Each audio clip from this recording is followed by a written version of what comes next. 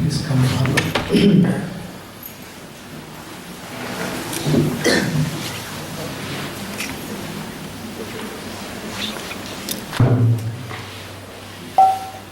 Thank you for coming. Actually, this is the first time as well as Romapada Swami is doing this japa here. We are very, very grateful to Maharaj. Let's express our gratitude to Maharaj by loudly chanting 3 days.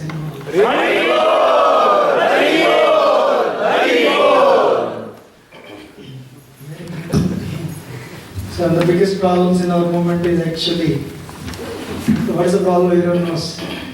We don't chant our words properly. So Maharaj is very, very merciful, agreed to, shed some light on this, so that we can all become better and better devotees. So please, I'm sure you are all aware of the schedule, and thank you for coming.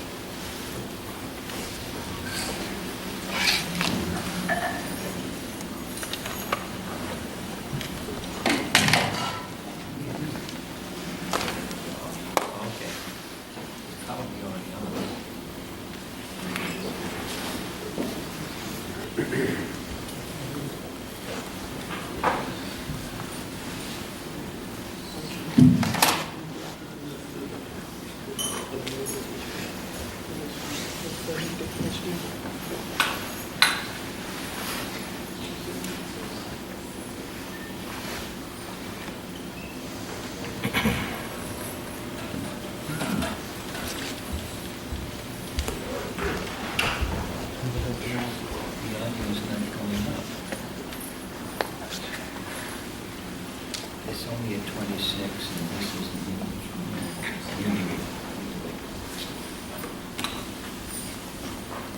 Hare Krishna. Hare Krishna.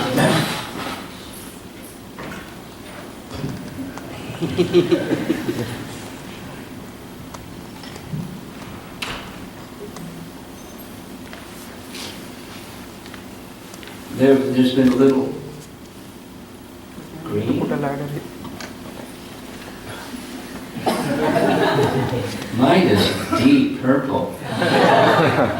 And that's green. Where's our... It's coming. It's not color. Technology is great when it works. And sometimes you have to adjust because it's not working.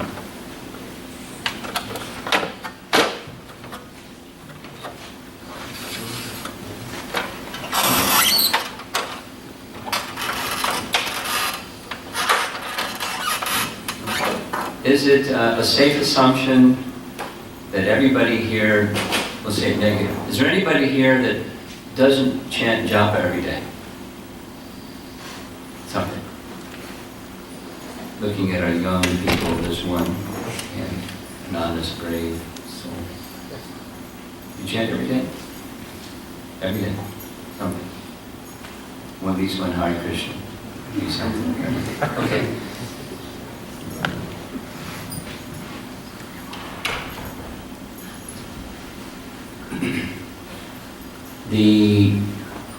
A fair amount of time has been spent to help audiences in here and there, to deepen their absorption in the holy name. So that's the intention of all of this. And how many of you have one of these? How many don't have one of these? Okay. Okay. So quietly, inconspicuously, our facilitators are going to see that you get one. I think you better pay attention to the color and all of that, because we're not there yet. So, this is, at least I'm calling it a handout, and the theme of this time together is coming from Nectar of Instruction, text number 7. There we go. Deep purple, which is a good contrast for this other problem. So,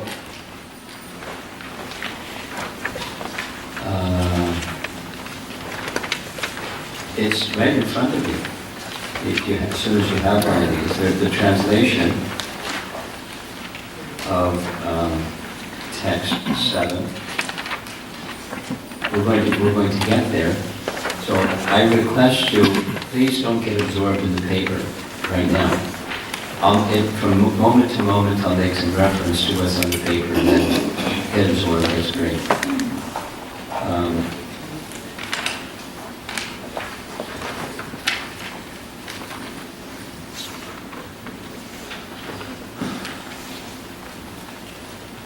Bottom of the first page, it speaks about the intention of this first class. So one of my favorite devotees in the Hare Krishna movement is Burijan Prabhu. Yay, Burijan Prabhu. Because we went to college together, and I've learned from Burijan Prabhu practically every step of my Krishna consciousness. He gave me my first Krishna conscious literature. He doesn't remember, but I do. It was a Back to Godhead magazine. I didn't know what Back to Godhead magazine was all about. There's a nice story, but when we graduated from college, he went this way, I went that way, and then later on, our paths intersected at the VIAG, Vrindavan Institute of Higher Education, which he worked on and developed and was the leader. Now it's going on while he's remote. But it was his desire to help devotees in the Hare Krishna movement get deeper study of Prabhupada's books and of philosophy and so on. So one of the classes that I taught, because I wanted to spend a month in Vrindavan during Kartik, and I'm too service-minded, I couldn't just go and stay in Vrindavan, I had to have some service. So the service was, I volunteered to teach at VIHE, and he signed me up. So I became one of his teachers and one of his students, and one of his classes was another book that he had just published called The Art of Teaching. Burijan spent some number of years, 5 to 7 years, something like that, developing what's in that book, and the book is like, it's thick. And I remember taking the class because part of Burijan Prabhu's style is every class for the whole month had the same message. And it stuck. So you'll hear me also repeating some things, but one of the things that I heard from him every day for 1 month was, if you want to effectively reach those who you're teaching, your audience, if you're a teacher, have an explicit educational objective. An explicit, so we spend lots of time, what does explicit mean? What does educational mean? What does objective mean? We went in. I mean, I'm not perfect at it, but it went in. It's something that helps guide my service to the Hare Krishna movement and new people, etc. Explicit educational objective. So the bottom of page 1, here it is. Compliments of Guru Central. These went in. So the primary objective of this morning's class is twofold. There's two. Realistically and practically enter into a mood of service to Nama Prabhu, by which, in Rupa Goswami's language, one gradually comes to understand who Krishna really is. Well, if our desires are different, and even the desire to know who Krishna really is different. Even for one person, maybe different from day to day or from hour to hour. But for one who really wants to know who Krishna really is, there's a doorway. And that doorway is the mood of service to Nama Prabhu. So, one of the objectives of this morning class is that, to at least give the emphasis and the tools for that. Nice objective. Following Rupa Goswami. And the second is to deepen our appreciation and realization of the non-difference between Nama and Nami, the name of Krishna and the person. Named. That reference is, I'm sure many of you know, it's from Padma Purana. Abhina Tvam Nama Namino. Abhina, non-different. Tvam means ness, or having the quality of abhina, tvam, nama and nami.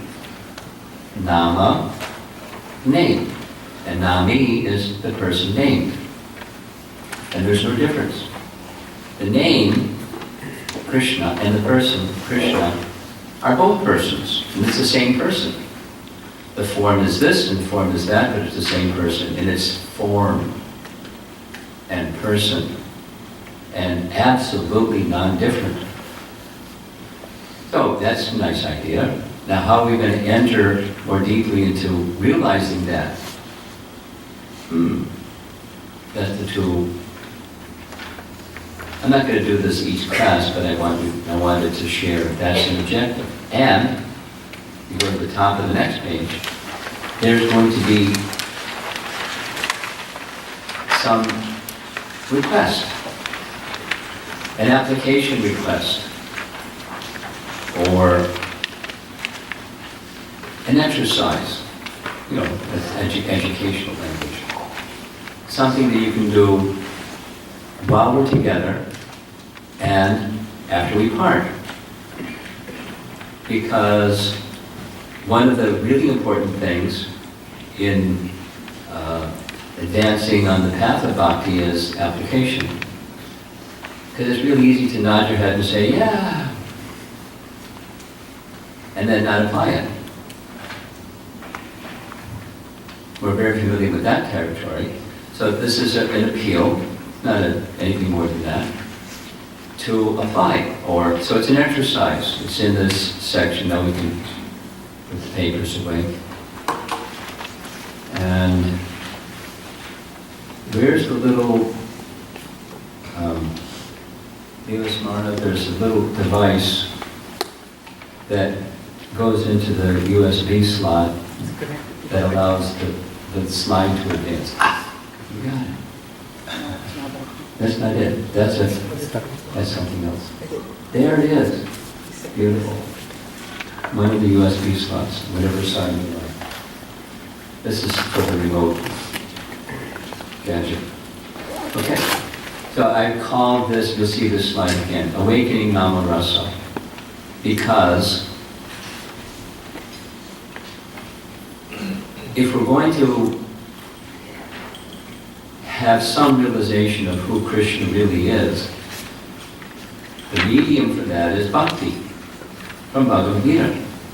Bhaktyamama vijanati avanas chasmi tattva. We can only through devotional service, and through devotional service, knowing Krishna means there's Rasa. And awakening that relationship with Krishna, the Rasa. And it's through the process of hearing. So prior to hearing, there's sound that you have to hear. So chanting and hearing. A little sharing. One of my heroes is Jiva Goswami. I have no problem saying that. He has been a hero for a long time. So in Bhakti Sandarbha, one of the sections elaborately explains, among the 9 processes of bhakti, one is the place upon which all the others rest, and that one is chanting. Now, preceding chanting may be hearing, just like, I didn't start chanting Hare Krishna until I heard Hare Krishna. But it's the chanting that permits me to hear in an ongoing fashion. So chanting. So elaborately, this and that, sideways, forwards, backwards, up and down. Chanting allows hearing, especially if you're in your home. Or, you can sit in the kirtan and just hear kirtan and not chant, but we're meant to also chant. So now, normally classes following Srila Prabhupada begin with Jai Radha Madhava, but we're going to begin differently with this nice song from Geetavali. This part of Namastaka, so this is song 2 out of 8, and it's like Uma's all ready to do the chanting. She just needs a mridanga player and a kartal player. Who's got the kartal player ready? Now comes our mridanga player.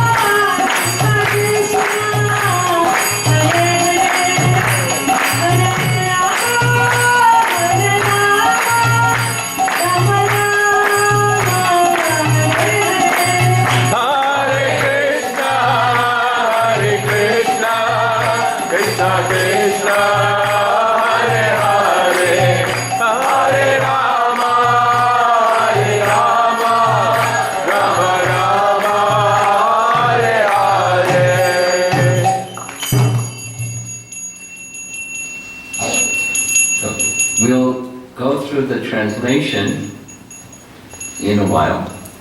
There's a little pause. The purpose of the song is to enhance these two main objectives.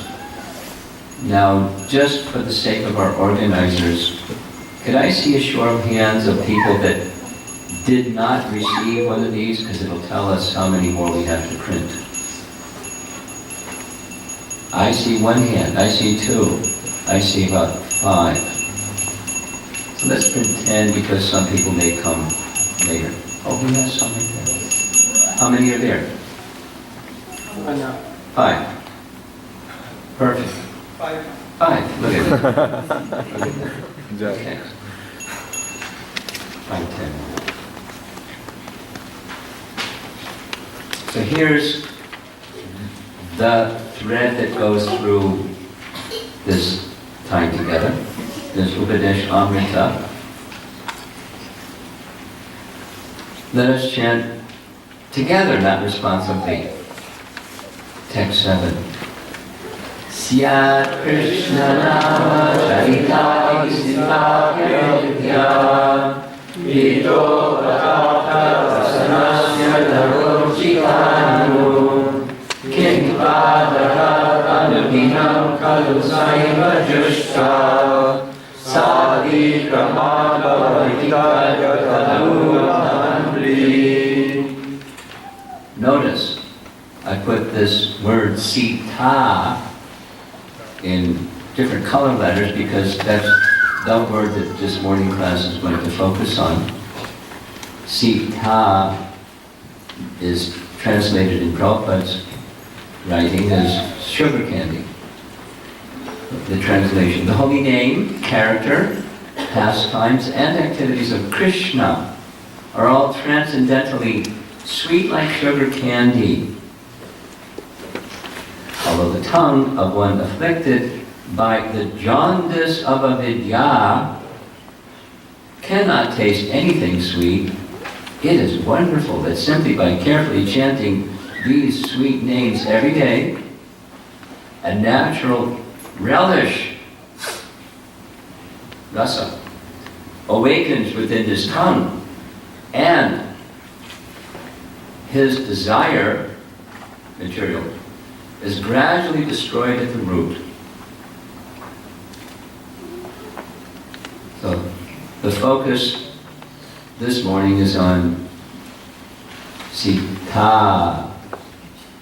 Now, has anybody here had jaundice? I did too. And I can verify. Mystery, or rock candy, sugar candy, tastes bitter. Because the disease, so the comparison is a metaphor, the disease of avidya makes it such that the holy name, which is sweet, tastes not sweet. We don't have the taste. And the rest is there. But the wonderful thing is that taste can be awakened. And that's what we want, right? The taste, Nama Rasa, can be awakened. So the obstacle is avidya.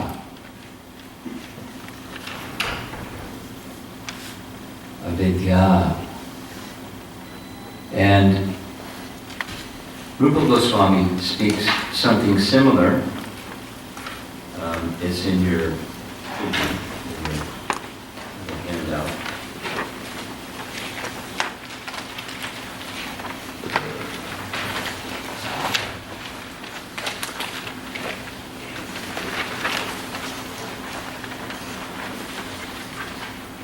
Yeah. Chaitanya Charitamrita. I know my thing isn't numbered, so CC Majja 17, 136. Atakri Krishna Namadi Nabhaved Krayam Indriya Seva Mukhi Jivadao Swayameva Sparatputa. Translation. Therefore, Material senses cannot appreciate Krishna's holy name, form, qualities, and pastimes. When a conditioned soul is awakened to Krishna consciousness and renders service by using his tongue to chant the Lord's holy name and tastes the remnants of the Lord's food, the tongue is purified.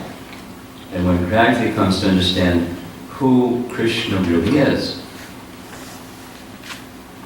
So if a goal for you is to gradually or quickly come to know who Krishna really is, there's a prescribed method. Service to the name, and of course, one of our favorite activities is Krishna Prashanam. There's this wonderful video clip. I'm not going to show it right now, but I'll just describe 3 minutes of Prabhupada speaking at the Brooklyn Temple in Henry Street. And I remember the lecture, I was sitting there, although it's not in the video, that I was sitting there. Prabhupada was explaining how the Hare Krishna movement began. And he said, it began from the holy name. We really didn't have anything. And he said it about 4 times. People may have not understood, they may have understood. Understanding, not understanding, not the essence. It created auspiciousness. The holy name created auspiciousness. He said it over and over. And we didn't even have a drum. Just kartals. We didn't even have prasadam, the other half of this verse. We just had the holy name. But by chanting the holy name, the Kali Yuga-ized Lower East Side in New York City and everything else resulted in creating, moved his hand, creating auspiciousness. It created auspiciousness. Then he went on to say, and then came dancing. And he chuckled and said, Brahmananda and Achyutananda. They would dance, and people began to dance. But it all began with the holy name.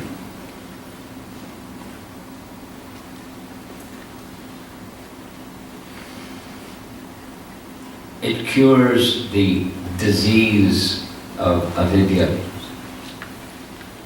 It's the medicine, although the taste is not. So what's important in this translation highlighted in your handout sheet is service to the name. And in that service to the name, this is the really quick version of Lord Chaitanya's instructions are the same, which Rupa Goswami is of course following the footsteps of or expanding. The first verse of Shikshastaka. And the first verse of Shikshastaka simply describes Chaita Darpana Marjanam. Yes? So, Chaita Darpana Marjanam is quoted by our founder Acharya, Srila Prabhupada, in his purport of these verses. You can look it up later. Really nice verses. It's in chapter 6 is describing the Dhyan Yoga, meditation, mindfulness. That's the modern word. And in that mature stage of mindfulness comes the stage of samadhi. And these verses are, Krishna is describing samadhi, where the mind doesn't go anywhere else but Krishna. So that takes a while. But when the mind doesn't go anywhere else but Krishna, Prabhupada writes, this Chaita Darpana Marjanam, through the process given by Lord Chaitanya, cleanses the avidya, and then Bhava Mahada Bhagni Nirvapanam, which is the equivalent, Prabhupada writes, of nirvana.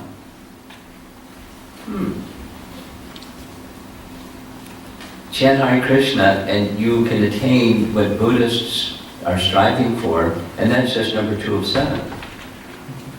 Keep going. hey, what's after nirvana?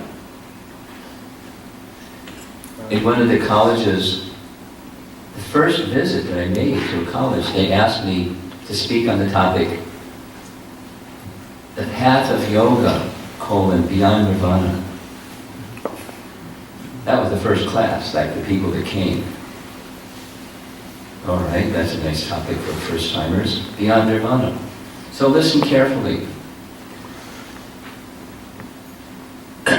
Those that know a little bit about Buddhism, because I visited China, I had to learn about Buddhism more than I did before I visited China. Buddha's teaching says the root cause of suffering is desire. If you want to become free from suffering, become free from desire. And how do you do that? Meditation. And surround that meditation in the life of goodness. And that meditation is be in the moment.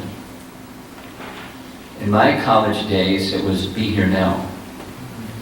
It was a book by, kind of famous, infamous person who was a former Harvard University professor who quit and became an impersonalist, who visited the university that I was attending and then did the whole college circuit. He was chanting Hare Krishna. And I was like, wow. I didn't know what impersonalism was. I like Hare Krishna. And he said, become one with the chant. I said, wow, that's cool. What does it mean? Become one with the chant. And then, so I attended other sessions, and then he started explaining what it means. In the beginning, there's you and the chant. But when you get really absorbed, it's just a chant. I said, forget this guy. What he's saying is, you become Krishna. Poor Krishna. I'm Krishna. Oh, I'm leaving this guy. But I continued I liked chanting Hare Krishna. And I met devotees. After that, I met devotees. It's like the bridge from become Krishna to become Krishna's devotee. Become the servant of the name. Then you can begin to understand who Krishna really is. But you have to serve the name. So, if you're Buddhist, what's beyond the moment? The goal is be in the moment, be in the moment, be in the moment. Don't go over there with the past. Don't go over there with the future. Stay in the moment. What's the goal? Go beyond the moment. What's that? It's enlightenment. It's got a name, nirvana. Read this purport carefully. Prabhupada explains, nirvana means, quote, cessation of material activity, unquote. When you cease material activity, where does it take you? Nothing. Void. You go from suffering to nothingness. From an illusory somethingness to a absolute nothingness. Lovely, huh? So what's beyond nirvana? Prabhupada explains it. Beyond nirvana is Swarupena Vyavastati. This is a phrase in Srimad Bhagavatam, Canto 2, Chapter 10, where the 10 topics of the Bhagavatam are identified and then explained. I think it's text 6 of Chapter 10. Shukadeva Goswami uses this because one of the 10 topics is mukti. So what's mukti? From the Srimad Bhagavatam perspective, it's this. Sva, rupa, in your own spiritual form, what do? It's the permanent situation of the form of the living entity after he gives up the changeable, gross, and subtle material bodies. And even before you give up the bodies, you give up the bodily conception. That's nice. We all agree. Hey, I'm spirit, soul, not this body. How much are we living our lives that way? How much should we be absorbed in who we really are? That would be nice. And the doorway for that is the holy name. And the doorway to the holy name is the mood of service to the holy name. The classic example given by Narad Muni himself is when he gave up that body from his previous lifetime, the language is simultaneously as lightning and illumination, not lightning and thunder, because there can be some delay. Lightning and illumination, they're simultaneous. He gave up the body and accepted his spiritual body, which he still has. His body is not material. Sorrow, pain, and then what do? Devotional service. So, Vishwanath Chakrabarti explains different than Buddha explains. And he explains that the Bhagavad Gita's message is the root cause of suffering is avidya. And from ignorance comes ignorant desire. Because the soul has desire, natural state has desire. So kill desire, you kill the soul. Nihilism. You can't kill the soul's eternal. So it's artificial. Or Prabhupada writes, there's no such thing as void in the creation of God. There's two things, God and that which comes from God. There's not a third thing. There's no void in the creation of God. It's notional.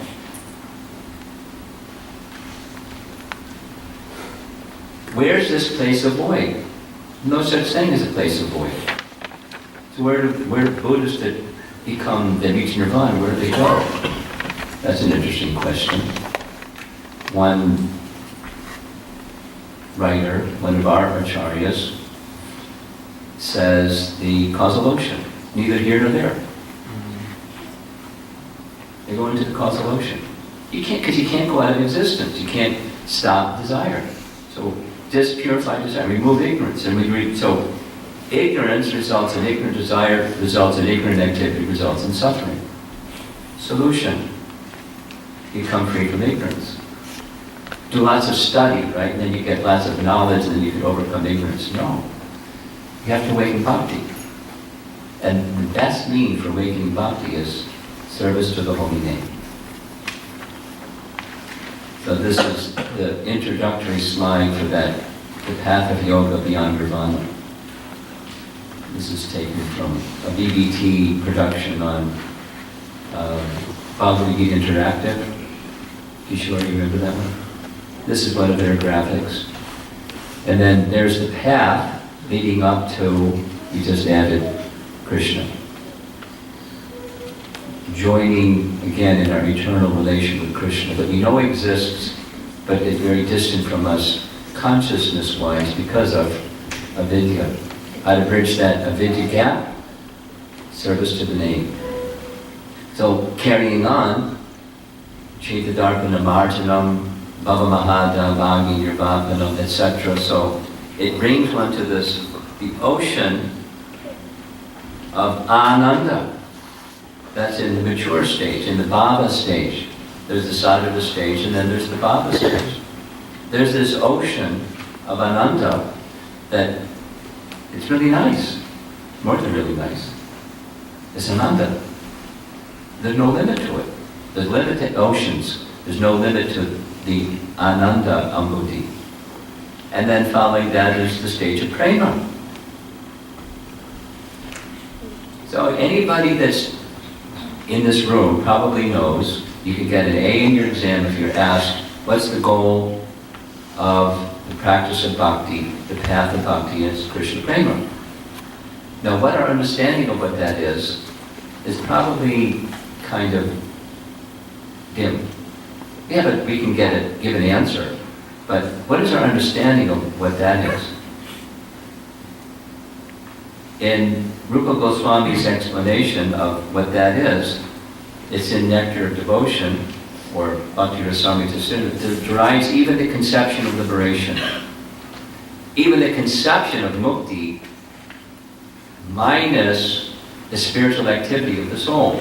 That conception, that is Sayuja Mukti, derives even the conception of Sayuja Mukti. And in another one of Rupa Goswami's books called Padyamali, he quotes text 28, it's at the bottom of one of these pages. I'm going to read. Oh Lord, this is, the author is Shritar Swami, Bhagavatam commentator, Shritar Swami. Oh Lord, is your impersonal spiritual effulgence not always present everywhere? Even so, it has not been able to break even a single small leaf of the tree of repeated birth and death. On the other hand, the moment your holy name is taken by the tongue, it thoroughly shatters the tree of birth and death down to its roots. Of these two, the spiritual effulgence or the holy name, which should be served. I hope you're appreciating the theme. Service to Krishna is awakened by service to the name. And by that service to the name mood, the jaundice of avidya is finished, suffering is finished, and then, much better, the real activity of the living entity is awakened. Even in this lifetime, you don't have to wait to give up your body and see that good place. It's miracle, and it's true. And what's our qualification for receiving that gift? Zip. We're disqualified. We can get lots of disqualifications. It's just causeless mercy from the most munificent of all incarnations of the Lord, giving what no incarnation one has ever even given before, not just Krishna Prema from Braja Prema. And all we have to do is change the channel from service to our senses and mind to service to the name. Small thing, right? We're constitutionally servants, just change the channel. It takes a while because we're attached, unfortunately, to our sources of misery. We're not attached to misery. We're attached to sources of misery. So we have to learn to become attached to the name. Now, Chaitanya Charitamrita, let me go back in your handout sheet, sorry. Page 2 is this nice verse. Spoken by Chaitanya Mahaprabhu. Let us chant together. Baho janma hari yadi shravana kirtana tabhutana paya vrishvapade premadana. Translation. If one is infested with the 10 offenses and the chanting of the Hare Krishna Maha Mantra, despite his endeavor to chant the holy name for many births, he will not get the love of Godhead. That is the ultimate goal of this chanting. So we can say, the obstacle is offenses. So there's a really long purport which is in your handout sheet. And if you flip over to the next page, I put in big letters and underlined it, so it's really easy to find. Service to the name. 2 references. The holy name becomes manifest when one engages in the service of the holy name. It's not just the behavior, it's the consciousness. So this fellow that was chanting Hare Krishna saying, become one with Krishna, become Krishna, he was chanting the holy name, but Nama Prabhu was not there because of his offense. So to become offenseless, we have to chant following Rupa Goswami and Lord Chaitanya in our disciplic succession, where we're learning to be in the service of the name, continuing. One must engage his tongue in the service of the holy name. Our Krishna consciousness movement is based on this principle. We try to engage all the members of Krishna consciousness movement in the service of the holy name. Now, service of the holy name may begin just from chanting. Don't just like take prasadam. Many people take prasadam and they don't know it's prasadam. They're not like serving prasadam. They're serving their tongue. They like prasadam. But as purification takes place, to go deeper into the mood of taking shelter of the holy name, Sharanagati, that's serving the name. The Krishna consciousness movement is based upon that. So, it's a good question to ask yourselves, why do I chant? Well, there are different answers. I know some people that begin chanting because they feel some of their stress. And in China, it's like we have, like, you know, different venue than a temple that have a mantra meditation workshop. You have to keep the language, you know, careful. Mantra meditation workshop. And so, after some time, they do some mantra meditation along with candle meditation and other things to learn what meditation feels like. So then, after they experiment with mantra meditation, what would you experience? I feel much less stress. Okay, that's a good reason. But as for us, devotees, to go more deeply into the holy name, it's not just how the name is going to serve me. It's, let's say, to come to the position where we actually understand who Krishna is. Or really understand who Krishna is. That would be nice. Or whatever other. Another is that the name and the person are not different. I'd like to have that realization. I'd like to have that experience. So whenever I'm hearing the chanting, I realize Krishna is there. I'm with Krishna. It's a notion that we agree on because it's in the scripture and our acharyas teach us, but we don't have the realization at the heart level, on the experiential level. So driving the why, what we chant is your intention.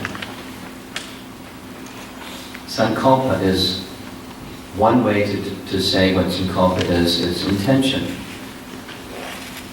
There are different ways, depending on the application. For example, in Karmakanda Yajnas, it's a key to have the priest know what your intention is, because based upon your intention, they'll select a particular deva to worship.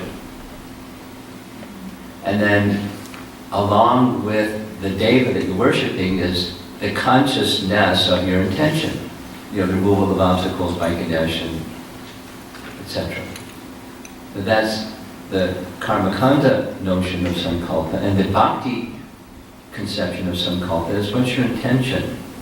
So the exercise that comes later in this morning's handout section is, while we're together, just paraphrase it simply, that I encourage you, I invite you, no arm twisting, you don't have to, but while we're together, pay attention to what is your intention.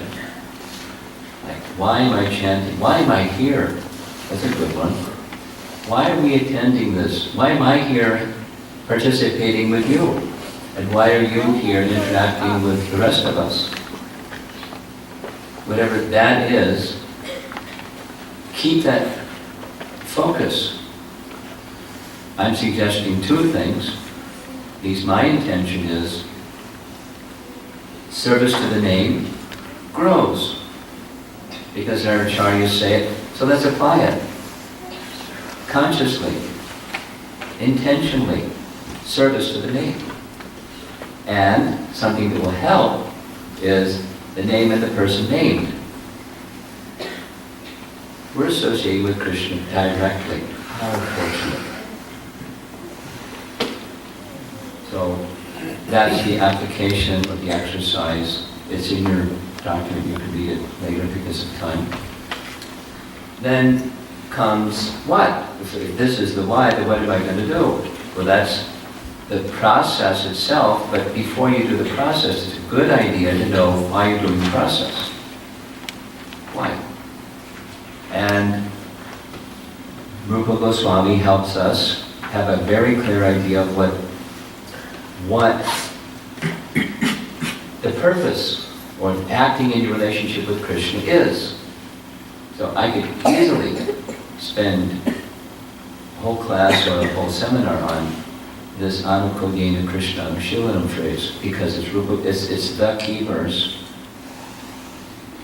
It is the essence of the key verse. It's the Swarup Lakshana, the key, essential verse of the whole of Nectar Devotion.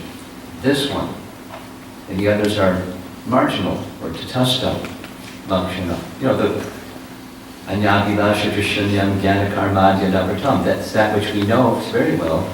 You don't abhilash, don't pursue the desire of fruitive activity and mental speculation. Okay, that's Tatastha.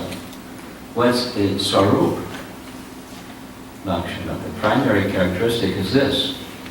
Again, this is Jiva Goswami's commentary on Nectar of Devotion, or Bhakti Rasamrita Sindhu. It's acting, choosing what we do because it's pleasing to Krishna. That's the what. And then in the consciousness that it's an offering unto Krishna. It's totally different than, or it's the difference between Karma Yoga and Bhakti Yoga. It's not liberationist oriented. I don't want the bad karma. I don't want good or bad karma. I want karma-free activity. But bhakti, Krishna should be pleased. And then how specifically for us, the gift of Chaitanya Mahaprabhu's Yoga Dharma is chanting the name, and chanting the name in the mood of service. So how do we do that?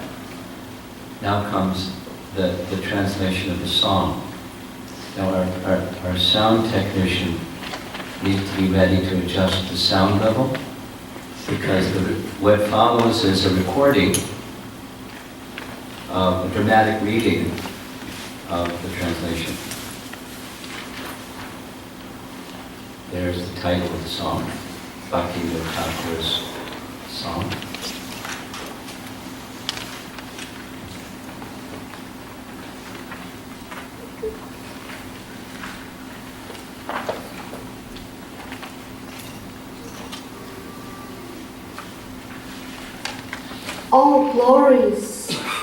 All glories to the holy name of the Lord, the abode of immortal transcendental bliss, the supreme absolute truth, who possesses an eternal form of sacred syllables, has descended in the form of the holy name. Thereby, he shows mercy to his own devotees, while showering boundless compassion upon all fallen souls. All glories to the Supreme Personality of Godhead, who's called by different names, such as Hari, Krishna, and Rama. He is the auspicious resting place of all living entities within the universe, and he delights the minds of all souls. Wise sages maintain great reverence for his holy name and constantly sing it by filling their mouths with the sound. O Lord Krishna, in the form of named syllables, you possess all supreme powers and are engaged in bestowing pure auspiciousness upon the living beings. Without you, there is no other friend to rescue us from the ocean of material existence. You have come for the deliverance of all fallen souls.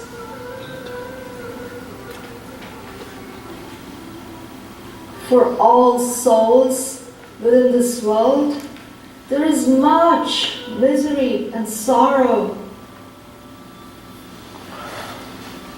Oh Harinam, if someone calls upon you just once, feeling himself very meek and lowly, possessing nothing and seeing no other remedy for his relief, you then easily destroy all his sorrows.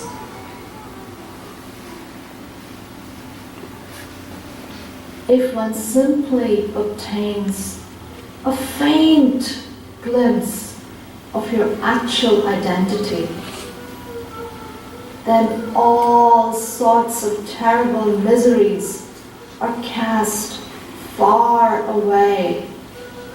Indeed, the very form of suffering itself is easily broken to pieces. Bhakti Vinod says, all glories to the holy name of Lord Hari. Oh Harinam, oh Harinam, I perpetually fall to the ground in hope of attaining the lotus feet. Oh Harinam, I perpetually fall to the ground in hope of attaining your lotus feet.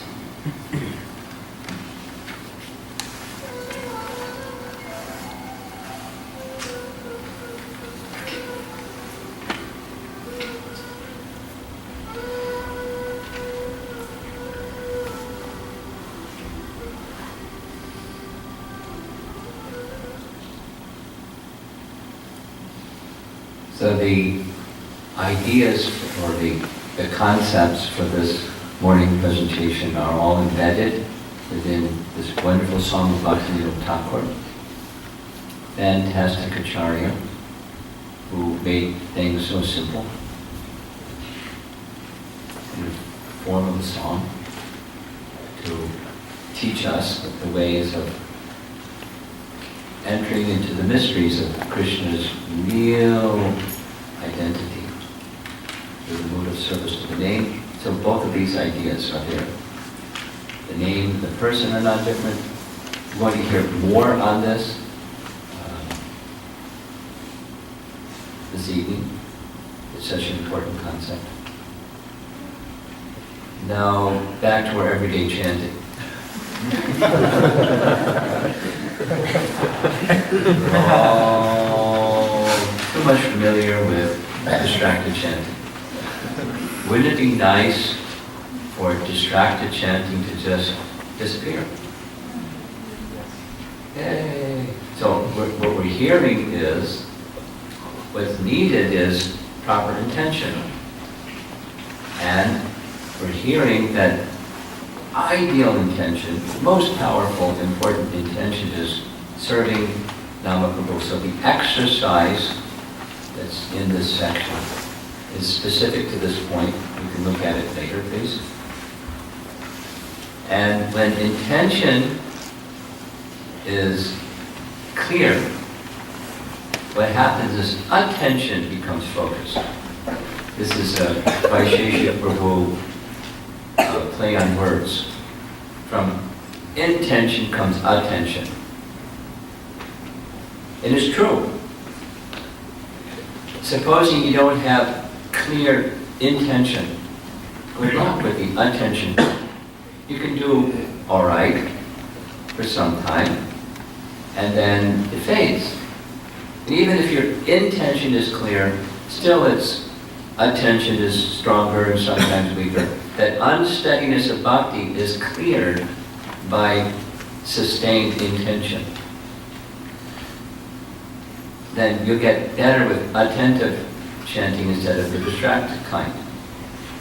And the message for this morning is serving the name, based upon what our acharyas write.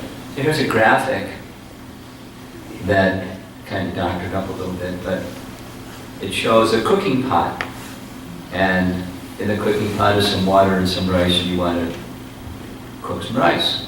So you bring the pot near the fire, and supposing the pot is 6 feet away from the fire, it can take a long time.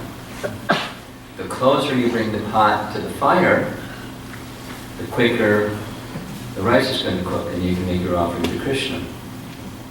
So this mindfulness or attentiveness between the mind and the name is really important.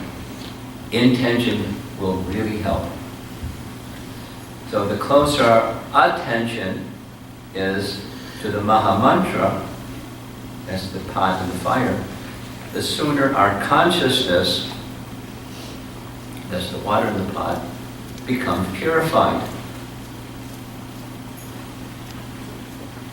Pretty simple. Bring the pot near the fire, cook quicker. Bring your attention closer to the name, and the purification will take place more quickly. To have that happen, you need clarity, intention. Something that I heard Prabhupada say a number of times has stayed with me. I wish it was staying with me more. But when a goal is clearly defined, it's very easy to take steps to get there. Conversely, if the goal is not well defined, it's very difficult to take the steps to get there. And not take it to Svartika Tindi Vishnu. How many times have you heard that in Prabhupada's lectures? That's a message to his dear father. Where'd you learn this? And the answer is, Dad, even if I explained it to you, you couldn't understand. Nor your own efforts couldn't understand. A combination of two you couldn't. Matirna Krishna Paratak Svatova Natoka Padyeta Grahapratana. Because we're too attached to the temporary, and being the enjoyer of the temporary, that's where we're at. We're stuck. So we don't understand. How do you get unstuck? You have to hear. And the hear needs to be applied. That's what the exercise is about, applying. To bring mindfulness closer to the self with clear intention. So, Abhinatvam Namanamino, this is Rupa Goswami's verse, which Bhaktivinoda Thakur's song is just singing. That's the same message. The name and the person named are the same. There's non-difference, absolute non-difference between the form of Krishna and the name of Krishna. And in each and every name. Isn't that Chaitanya Mahaprabhu's teaching? Krishna is fully present in all of his spiritual potencies. How much potency is that? Immeasurable. Lord Brahma learned, what's the extent of Krishna's mystic powers? Answer, no limit. And that form that he saw in the Brahma Vimohan Leela is not different than each one of the names of Krishna. Each one, fully present. Then supposing one doesn't have that understanding, they're somehow unfortunate. Actually, the holy name never come from the mouths of Mayavadis, for although the syllables may be heard, Nama Prabhu with all his transcendental potency does not reside there. Rupa Goswami, Haridas Thakur. Harinam Chintami. Or another one, Jagat Ananda Pandit. One cannot chant the holy name of Lord Krishna purely in the company of non-devotees. The sound and syllables of the name may be uttered, but that is not real chanting. So this fellow that was trying to encourage us to become one with the chant, it was not Krishna in his fullness, something else, because of the offense. So Namaprabhu said, I'm checking out. And then people follow such a person and they fall in the ditch.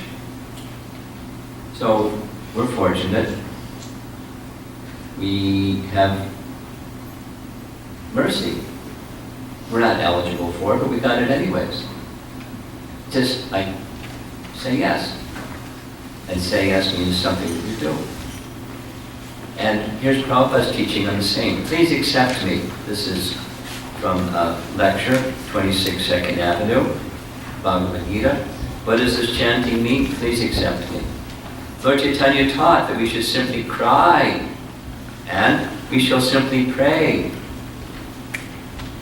for accepting us, that's all. So this vibration is simply a cry for addressing the Supreme Lord, requesting Him, please accept me. Please accept me. So the larger portion of this lecture is in your handout. This is, take home and look at it more closely, review it. Please accept me. Tomorrow we'll be doing our 32-round day. And this evening we'll be having Namayagi and different kirtans during the day today.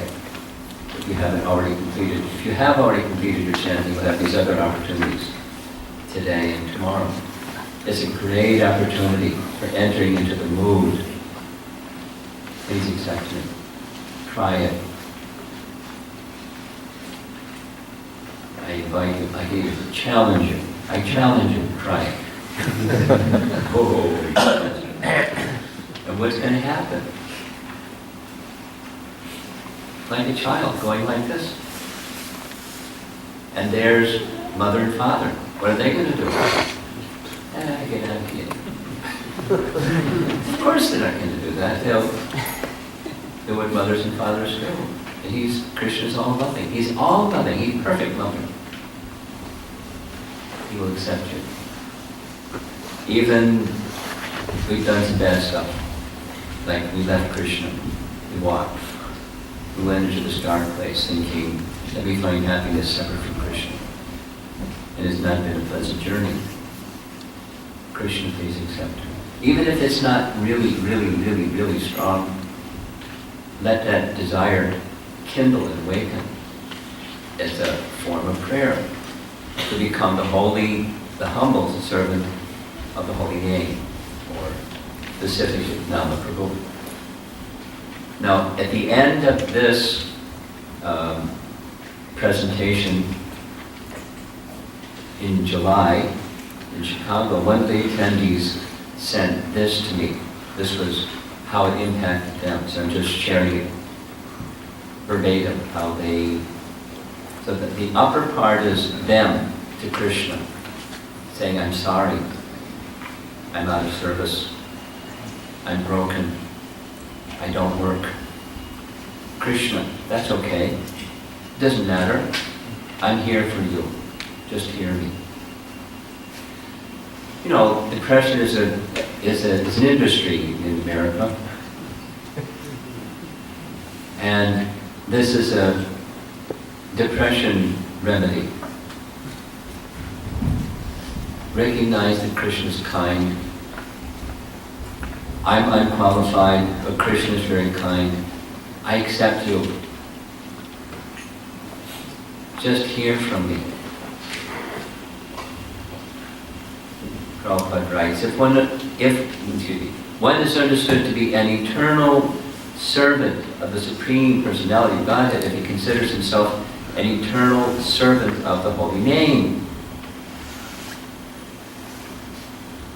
and in this spirit distributes the holy name to the world. We are an eternal servant, and there's two things that we're being encouraged to do. Serve the name and give that opportunity to others of the world. There's a Mother Teresa quote. Don't think for love to be genuine, it has to be extraordinary. Do small things with great love. It's in the small things that our strength lies. Yes? And what's a small thing? One name. This is another Burijan message. Japa. This book, Japa. He spent several years preparing that little skinny book, Japa. And by the way, Dravida Prabhu was visiting us during the Christmas holiday, and his first class was on chanting Hare Krishna prayerfully. And he held up the book and said, I use this book as the inspiration for this evening's presentation. And one of the themes, and it's like the starting points, the 9 keys of those who are familiar with the book, one mantra at a time. That's like mindfulness. Don't worry about the mantras tomorrow. Don't worry about the mantras you didn't pronounce so well or so attentive. Don't think about the ones you're going to chant coming up. Chant the one that you're chanting right now, one mantra at a time, or one name. Here's Prabhupada to one of his disciples, early days. When you chant 16 rounds a day, this is Prabhupada to this disciple, you have 25,000 opportunities for perfection. Because there's 16 names times 16. Anyway, so 64 rounds is one lakh of names, and 16 rounds is 25,000 names. Just chant one name. That was his message. Saying, one name with undivided attention. Perfection. Because all the potency is there. We're just kind of dull. We don't get it. Because we're distracted and covered and so forth. Question. Well, we hear this teaching from our founder Acharya, we shouldn't jump over the spiritual master. So is it okay to restore our religious relationship with Krishna just from Nama Prabhu? And the answer is yes, under the instruction of the spiritual master to do so. And the spiritual master teaches us directly in Bhagavad Gita, Krishna, the original spiritual master, that there are 5 factors to action, and one of them is endeavor. You can't be complacent. You can't just mechanical chanting. We know that territory too much. It's not the process of bhakti is not a vending machine. You put in some coins, select the thing you want, pull the little lever, and down comes Krishna Prema. No way. There's endeavor. And this endeavor, we're hearing what that endeavor is. Endeavor executed with intelligence in Krishna consciousness is called utsaha, or enthusiasm, directly quoting Prabhupada. So we need some intelligence to guide our endeavor. And so that's the intention in this whole presentation. Almost done. Something that I heard Prabhupada say a few times caught my attention. It wasn't like one of those things that he said again and again and again and again, but the jiva is both conscious and consciousness, or possesses consciousness. And to me, that sounded cool. I didn't know what it meant. But I was curious. What was Prabhupada's intention when he said the soul is both conscious and consciousness? I didn't stop asking, but I didn't get an answer until I read Jiva Goswami's Tattva Sandarbha. and the commentary on Tattva Sandarbha, Baladev Usan and Gopal's translation. So he, Jiva Goswami, cites a verse from the Shrutis that says, just like a flame or a lamp is luminous and illuminates things in the room like pots and plates. Similarly, the living entity is conscious and consciousness. So we're conscious and consciousness spreads through the senses, the knowledge acquiring senses, and what's out there. We can become conscious because consciousness expands. So the goal of japa is to direct with intelligence consciousness, your attentiveness to the name in the mood of service. And when you do that, you can understand really, using Prabhupada's words, really who Krishna is. And Chaitanya Mahaprabhu gave such a gift. So it's really simple to say, just say yes, I accept the gift. But there's some endeavor that's required. And this is all compliments of our founder Acharya giving us this wonderful gift. So that's the end of this morning's presentation. We'll see if we have until 9 o'clock. Is that the schedule? Yes? So our portable microphone, if there's some comments, questions, we'll field that a little bit. Looking at you, Kishore, because he usually has some fascinating questions. Not yet, okay. He'll get one. Yes? Go ahead, speak. There's a microphone. Oh, go ahead. So my question is about the Cheshta. About the which? The Cheshta, the Prabhupada Prabhupada Endeavor. Cheshta. Yeah, the slide on Cheshta Endeavor.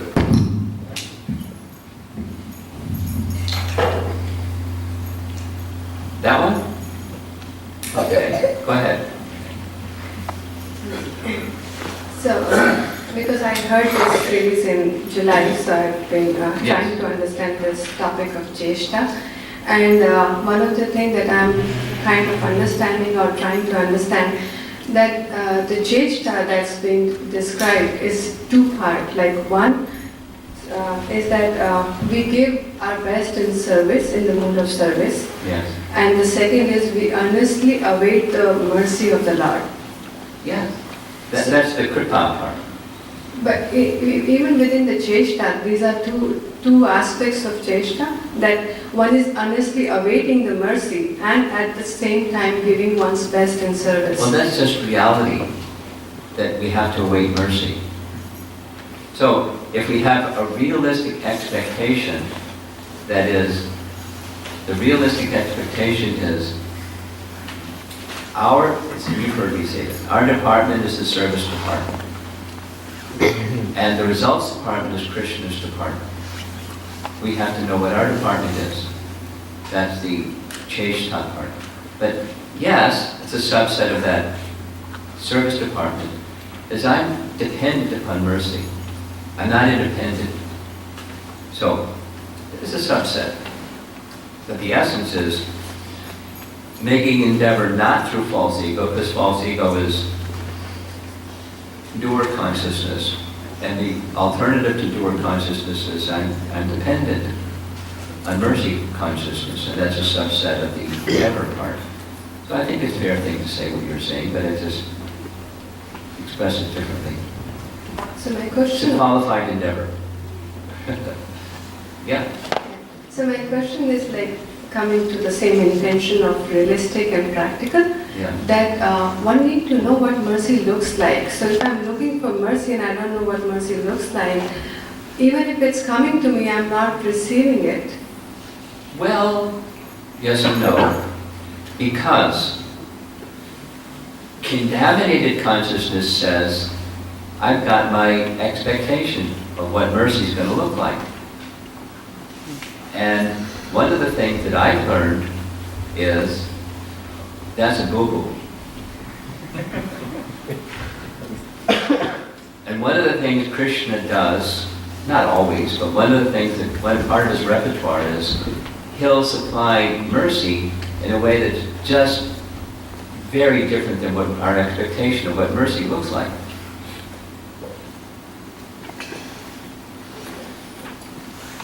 So if the mercy comes in a fashion that I don't know what it looks like, but it's really mercy, it may not go in because I have an expectation of what it's going to look like. I mean, if I was Christian, this is how I give mercy. But we're not Krishna.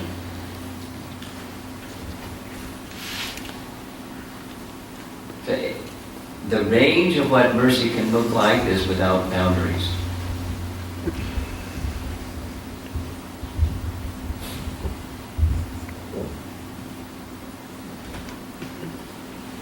What say you to that? So that the opportunity to service itself is a mercy for a servant. What the servant looks for is an opportunity to serve. Yes. So if the focus remains on this is mercy, just to get the opportunity to serve is mercy. Yes. Not just the mercy is dependent upon the reciprocation of this and that. Okay. Check the box. Yes. As long as that's what mercy looks like. And that's the definition of what mercy looks like. The opportunity to render some service. But you start defining what mercy looks like in some other way, and you've just obscured Krishna.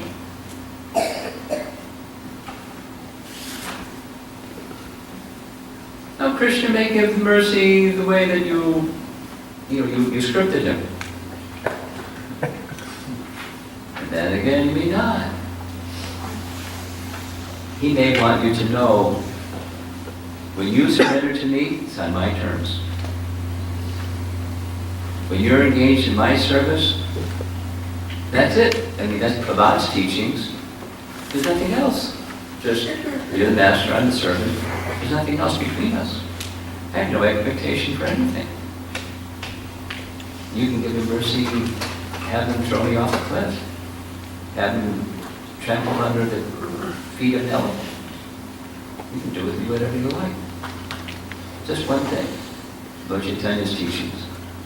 Just keep me eternally engaged in your service. That's the mercy. Now that's a high definition for conditioned souls. But that's really what mercy is. That's a transcendental expectation. It's a desire, and it's a transcendental desire for mercy. That's what it looks like.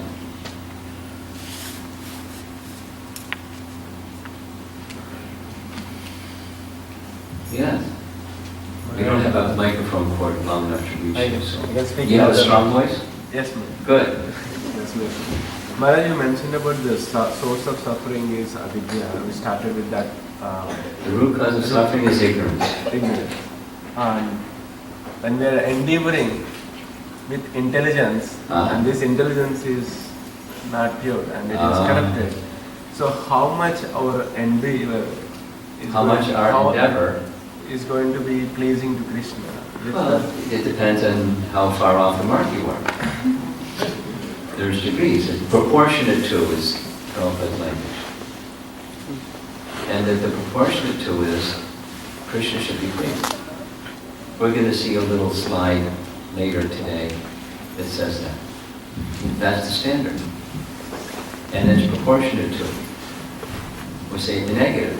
Proportionate to Krishna's mercy is he gives me what I want. And that's my endeavors to get what I want, and that's my intelligence. This Krishna's got a big warehouse. And he can give all kinds of stuff. He's got lots of goodies.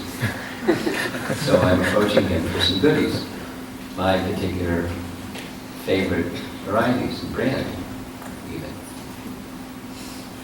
And that's the mix. And it's common. Chantra vidha bhajante manjana suprajanojana. That's how it starts. It's not like, shame on you. It says, beginning. Akama, sarva kama va, moksha kama vidarabhi.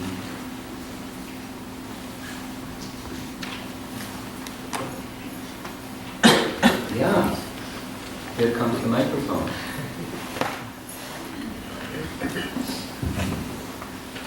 Thank you, Maharaj. Maharaj, I have one question on serving the holy name. So, or serving the Naam Prabhu. I'm trying to expand upon that to make sure I understand what all ways we can serve. So one you mentioned is attentiveness. Other would be like a prayerful mood. Is this also, I mean, is it one term which covers everything? Thank you for this question, because you covered a point that I wanted to bring up, which I didn't. In preparation for this seminar, as you can see, probably, I spent a lot of time investing thought in the topic. And when I came across this very important point, for a whole month, my japa every day was meditating on, contemplating the mood of service to the name. But it wasn't just while chanting, because the good news is, when the mood of service to the name grows, expands, matures, it goes into everything that you do. You know, your child sitting on your lap. That's something you do that's service to the name. Everything. Go to drive your car and go to work and brush your teeth and, why do you do anything? Behind it all, entrance into understanding who Krishna really is service to the name. It expands into everything that you do. Now, it starts with when you're actually chanting the name. That's where it starts. But it just expands and expands. It becomes your consciousness. The conscious and consciousness of serving the name. And then it's your whole life. And when you live your whole life in service to Krishna, you realize Krishna, who he really is. Krishna, realize means Krishna discloses, in Prabhupada's words, I am like this. He holds the prerogative of disclosing or not disclosing. That's how you can know who Krishna really is, or understand. He discloses. And what's the eligibility? Bhakti. How do we best awaken bhakti? Service to the name. So you're back to your question, or the options. It's those things. The name and the person are the same. That's a nice meditation. In one of our discussions yesterday evening, that was a suggestion to one of the attendees, sitting right in front of me now. An intention is, I'd like to deepen my awareness that the name and Krishna are the same. So that's an intention. That's one of them. So I accept that in principle, but I don't have that deep realization. So that's a service to the name. Because the name and the person are the same. That'll help attentiveness. That intention will help attention. Or, I'm chanting. What's the purpose? Why am I chanting? I want to come to the space of consciousness that the name is who I'm serving. Not only while chanting. All the while. Now, how's that going to awaken? service to the name. And then it's service to the name, and service to the name. Then I'm really eager for more name chanting, not just like the counting game, as Bhakti-Yoga calls it. Mechanical, devotional. It awakens bhakti.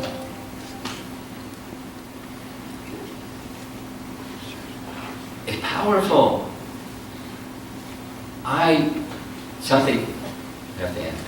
Something that I realized about myself over a period of time is, like many of us, I like service. I like service. I like being a servant of others and serving Krishna. I like it. I'm not at all uncomfortable. I like it. So when this idea of serving the name came up, it was a piece of cake. Take that, I like service, and serve the name. It was easy. And the result was amazing. Be honest, that lasted for a while, then I got distracted again. So I'm hoping that I'll rekindle my exercise of application. So, because time is up, and I want to keep the schedule, please, before the next session, look at the exercise, see what it says, because there's going to be a kirtan, and you can do the exercise while we're here together. You have to wait till we depart. And we practice it while we're here together. And the request is, for at least 3 weeks, every day, when you're chanting your japa, do this exercise. And even better is take a little journal and write it down. Because then you're holding yourself accountable to the name. How are you doing? Exercise. It's right there in the handout sheet. Purposefully. Intentionally. Okay. Srila Prabhupada ki jai. What's that? Oh, okay. 10 o'clock, not 9 o'clock. Did I go over time? Oh. Well, what time was I supposed to end? 9:30? So the breakfast from 9:30 to 10 and kirtan from 10 to 11. Oh, I'm very sorry. I got carried away. Should have told him.